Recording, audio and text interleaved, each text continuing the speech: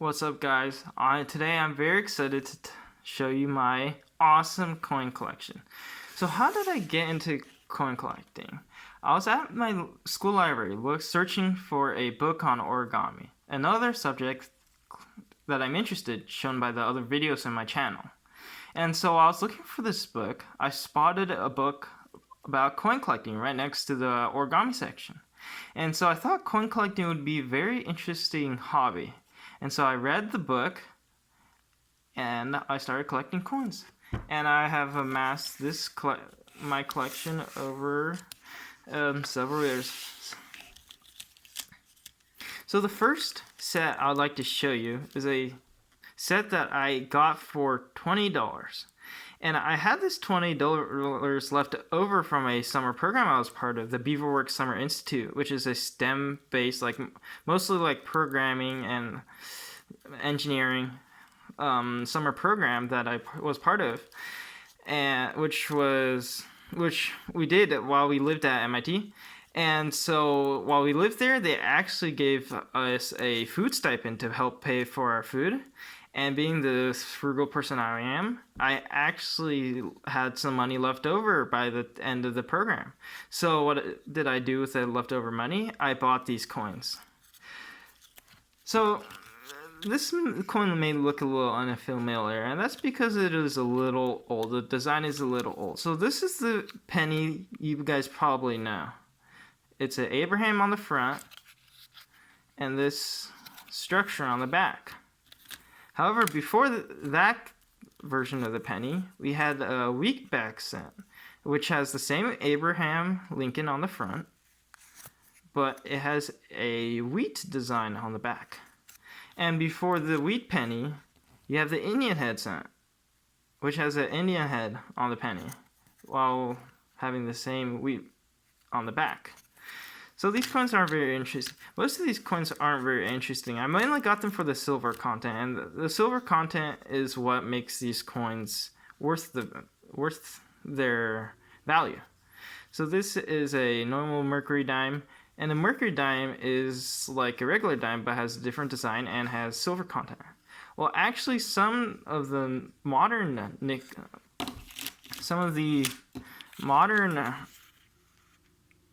designed dimes actually have silver in them if they were manufactured before the year 1964. However, this is not a silver dime though. So however, this coin is a little bit more interesting. This is a proof silver coin.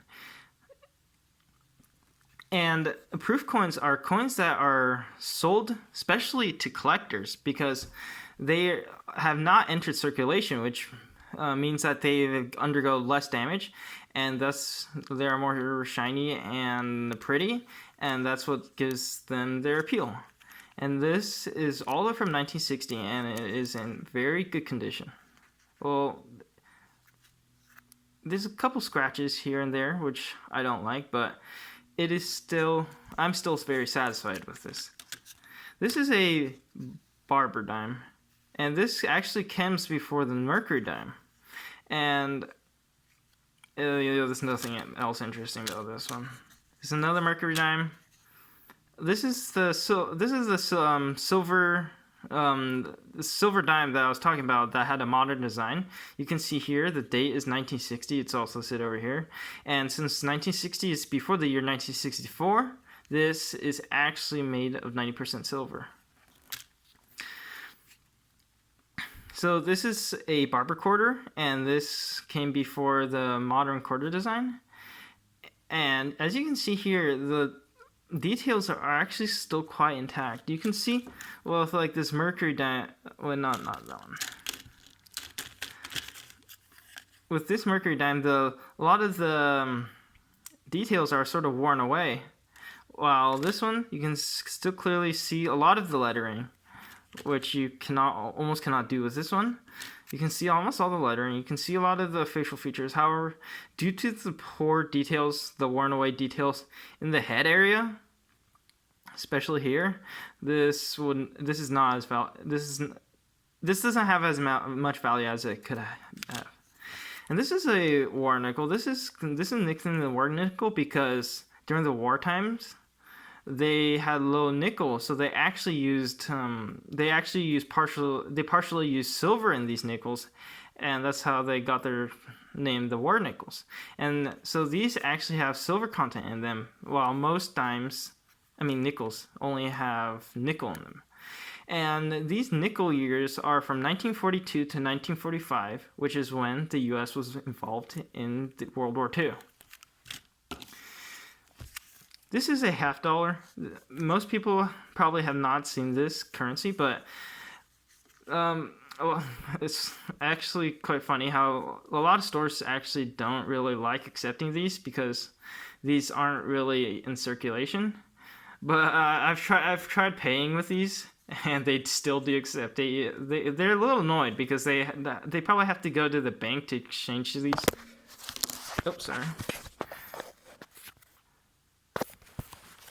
They have to go to the bank to exchange these for currency that is more common, that is more commonly used. However, and what's special about this coin is the dates. In the 1964 to 1970, I believe, the $50 are actually made of. I think it's around 40%. Yeah, it's around It's 40% silver, and years before that it was 90% silver. But this is still partially silver, which is nice. This is another war nickel. So a lot of these coins, like these two coins, and like a lot of the other coins in my collection, these are actually coins that you can actually find at a bank. So what you do is you get a large box of these things, and then you look through the coins and look through the dates, or you can look at the side. You can look at the side of a coin to see if it's silver or not. As you can see with this dime, it is a lot wider than the side of a normal dime.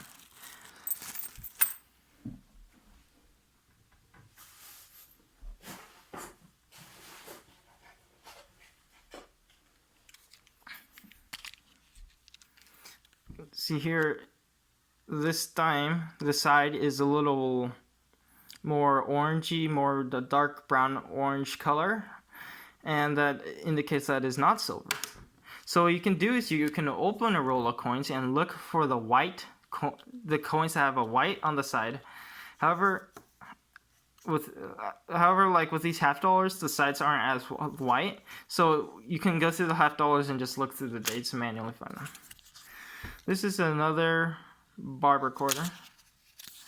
This is a buffalo nickel, and a buffalo nickel is a nickel design that came before our modern nickel design. And that's about all I have to say about this. This is a barber nickel, and this nickel actually has 90% silver, but you can see on this coin that it has been eroded away, or like, it's been rubbed off, all the features. It's because it's a pretty old coin. So, another thing, this is another proof coin. It's Canada proof coin, 1964. It's all about, whatever. This is a Susan B. Anthony dollar. I bet most people haven't seen these unless you like a coin collector, unless you're in this hobby. So this is a Susan B. Anthony dollar, and it's worth $1. You can buy. I'm not sure if places will accept it, but it is legal currency. This coin isn't really special or anything. I don't know why I put it in one of these coin cases. It's pretty boring. So one thing you can do is you can search for relatively undamaged coins that like these they're called uncirculated coins, and they can have a uncirculated grade. And these, they usually probably don't have too much value. However, if you can find really nice ones, and people might be willing to pay a little extra for these coins, a little more than their face value. But it's just it can be fun to collect these coins because they are super shiny. You can see how shiny they are. However, both these coins, they do have scratches, and they are relatively new years, so these probably aren't worth a lot, but they are fun to collect. This is an interesting coin because this was actually they actually applied a silver leaf, and then they're middle of the process of applying a gold leaf. And what this gold and the back is perfectly gold leafed. So this gold leaf, it's usually part of a. I'm pretty sure it's usually part of a scam. They gold leaf something, and then they sell it as pure gold. However, however, this was not completely leafed, but this is a coin that has silver value. This coin has 90% silver, and that's why I bought this coin. And I thought it was pretty cool to see a leafed coin. So I'm going to start going into error coins. Error coins are usually coins that have like a very minuscule details that are off that makes them have like an error. You can if you look at the 1967 straight up and down, and then you look at the D relative to it, it is slightly rotated, as you can see, and that is an error. And so some of these errors can be worth a lot of money, up to millions of dollars, if they're super rare and they are clear. However, it takes a lot of knowledge, and it takes a lot of time to search for these valuable error coins. But it's pretty cool to see these slight errors in these coins. You can see here this D is also slanted. So there's weak. Yeah, as you can see here, the lettering here is very weak. Like, it's not very clear. That could also be due to like just age, like it just wears off. However, sometimes it can be due to like a bad mint. So this is a toned coin, and this is probably not a natural tone, but tone is like this colorful hue you see on it, and it can develop if you have coins in your pocket and you put it in the laundry machine, because the detergent reacts with the metal to create this hue. But if you can have a natural hue just by letting it sit out in the air, those coins can actually be worth a lot due to their aesthetic value. Like, these rainbow colors can be very pretty, but however, if it's due to the washing machine, which I'm pretty sure this might be due to the washing machine, it probably won't be worth a lot. But natural tones can be worth a lot. So sometimes you can also collect key dates, and key dates are years of low production. As you can see, 1960D, there's low manufacture rate of these pennies, and due to this low supply, the value of these coins can actually be a little higher than their face value. This is another 1960 key date, and this is another example of an error coin. As you can see here, it was not minted properly, and some errors, if they're like validated, they can actually, they can be worth around $20, but around $20, which isn't too bad. This is another example of a uncirculated. Well, it is circulated, but it's called uncirculated, and then they're given a grade. This is It's probably not worth a lot, but it's always cool to collect these. Same with this one.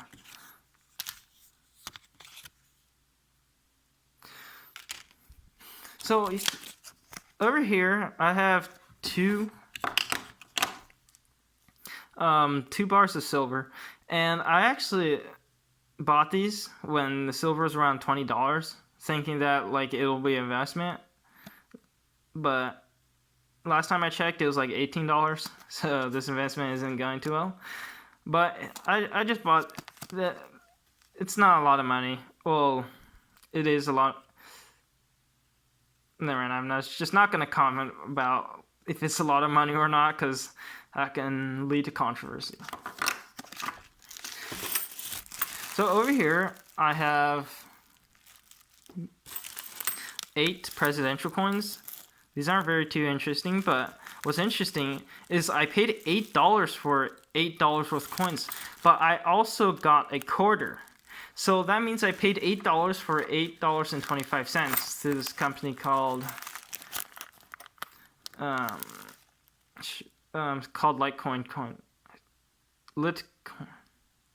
Littleton. Yeah, Littleton Coin.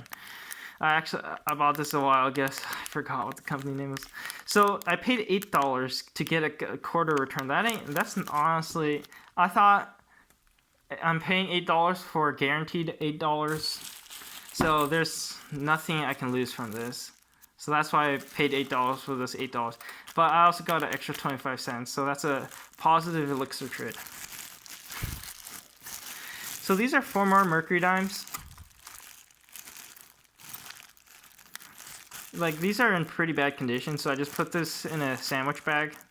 That's a good way to keep your hands clean when dealing with these coins, because these coins can get really dirty. So I have some extra goodies I would like to show you guys. There's this random card I got in middle school. It's in a case. There's a gold lettering leaf. I honestly don't know how much this is worth. I haven't bothered to check it, but I thought this was pretty cool because it's in like this case, and I don't know, I think this person who gave it to me said it was worth something. It was valuable, but I don't know anything. But I don't really know much about baseball cards. This is my small souvenir coin collection. What's interesting is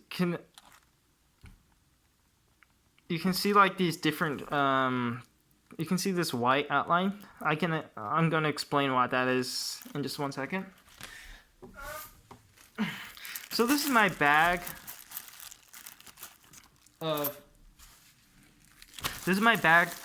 of copper pennies. And copper pennies are pennies that were manufactured before 1963, and after that they transitioned into zinc. But in 1963, they also made some pennies out of steel, which some people like to collect, but those aren't worth much. And also, however, there are some copper pennies created in 1963, and those can actually be worth something. But you have to use a test to test whether it is copper. For those dates, like for the year 1963, people can test whether it is copper or steel or zinc. So that's why you can see this whiteness on some of these coins. It's hard to tell because right there, like even past the shine, you can see this whiteness, and that is due to the zinc content within the penny. However, some of these do not have any whiteness, and that means it's probably used with a penny that was created before 1963. And there's another quarter souvenir, the souvenir quarter, which I thought was pretty cool. So I thought I paid like $13 for this. I thought it was pretty cool, so I thought it was worth it. Got it from a friend. And that's about. So when you're dealing with coins, a good thing to know is that a good thing to do is use some gloves, because when you're using your fingers, you can leave fingerprints, and that can severely decrease the value of the coin. And so you can use these gloves to avoid leaving any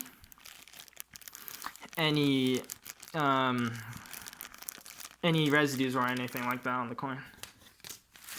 And this is totally random, but these are a couple of my 4-leaf clover collections. I collected these in elementary school, and people thought 4-leaf clovers were a myth. Now that I'm older and know about genetic mutations, I know that 4-leaf clovers are not a myth. And so I collected these 4-leaf clovers to show to my friends that 4-leaf clovers are actually real.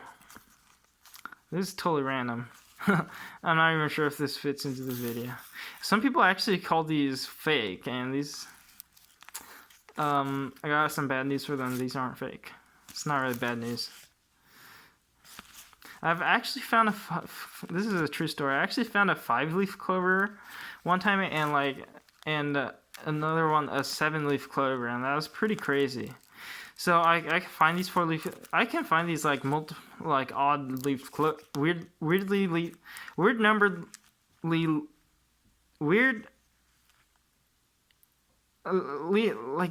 with a weird number of leaves.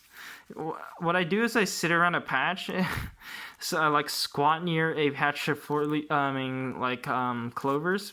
Squat near a patch of clovers, and they have to be green clovers. Other related things like wood sorrel doesn't really work.